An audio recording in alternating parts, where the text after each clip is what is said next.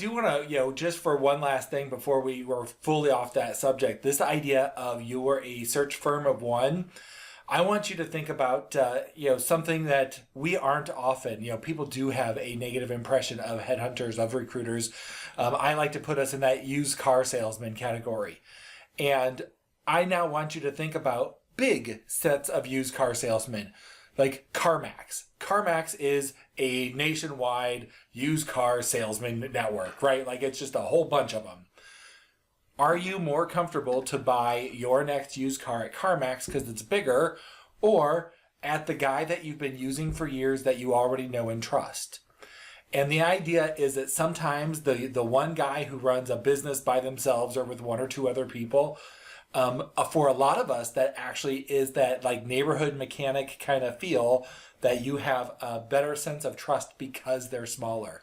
So I don't want you to be afraid of being a one-person company. No, don't at all. I would say for the 22 years that I've been in business, I mean, like Jason and I are a two-person search firm with an offshore team, right? There's only two of us.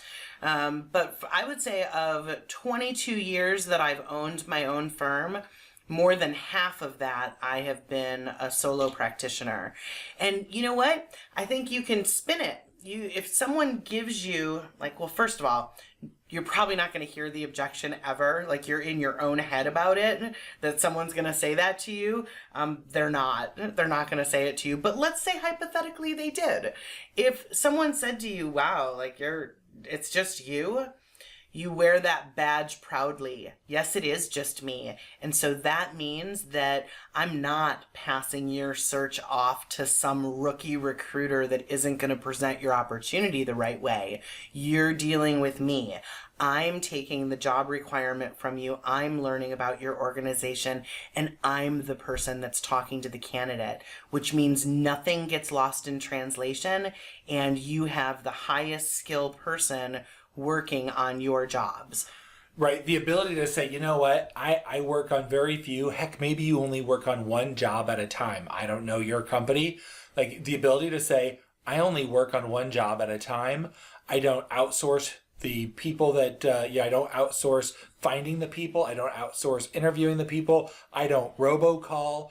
I am reaching out individually to the people you want for just your job. You can't say that if you're a mega corporation, but gosh, you can say that if you're one-on-one, and people like high service. This is a really service industry, and a high level of service of one-on-one is absolutely a good thing. So Jason, I agree with everything that you said there, except the one client. Don't ever say you work one client at a time, because if I was your prospective client and you told me you only worked one client at a time, I'd be like, so wow, you're pretty slow right now, huh? If you're talking to me, like you can actually say, we limit the number of clients that we will choose to represent in the market, and we limit that number to 5. We limit that number to 3. We limit that number to 10, whatever you want that number to be, but I would not make it 1 and I would not make it 2. Okay, so just my kind of 2 cents there. But not 3 cents, because you don't want... But not 3 cents.